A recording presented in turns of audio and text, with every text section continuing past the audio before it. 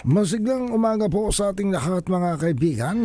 Sumasa inyo ang palatuntunang CMN Pilipinas. Napapakinggan live nationwide via satellite at sa mga himpilan ng radyo ng Catholic Media Network sa iba't ibang lalawigan sa ating bansa. Araw po ngayon ng Lunes, ika-30 araw sa buwan ng Hunyo. Ako po ang inyong lingkod, si Ariel Ayala. Sa atin pong mga balita sa araw na ito ng Lunes.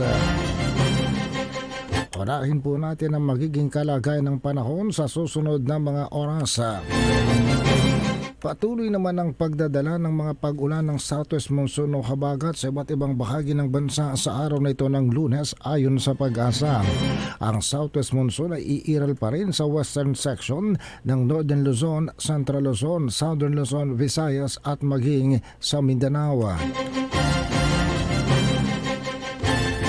Ilocos Region, Central Luzon, Calabarzon, Bicol Region at Mimaropa ay makararanas sa mga pag-ulan dala ito ng Southwest Monsoon. Ang natitirang bahagi ng Luzon ay magiging maaliwalas ang kalagayan ng panahon pero may tsansa pa rin ng localized thunderstorms. Sabi pa ng Pag-asa sa kanilang pinakahuling weather bulletin kaninang madaling araw. Ang Metro Manila, Visayas at Mindanao ay magkakaroon din ng mga pag-ulan sanhi ng Southwest Monsoon. Wala namang gale warning sa inilabas ang Pag-asa sa anumang baybaing karagatan ng ating bansa. Samantala, ang temperature forecast sa mga susunod na lugar sa araw na ito ay maalinsangan pa rin ang panahon.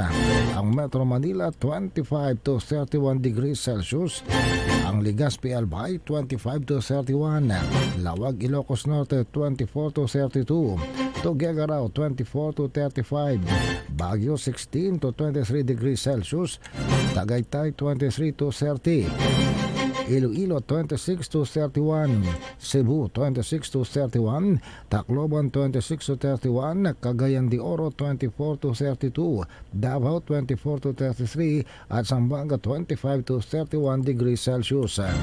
Samantala, sinabi rin ng Pag-asa na bagaman na may namatang low pressure area sa labas ng Philippine Area of Responsibility,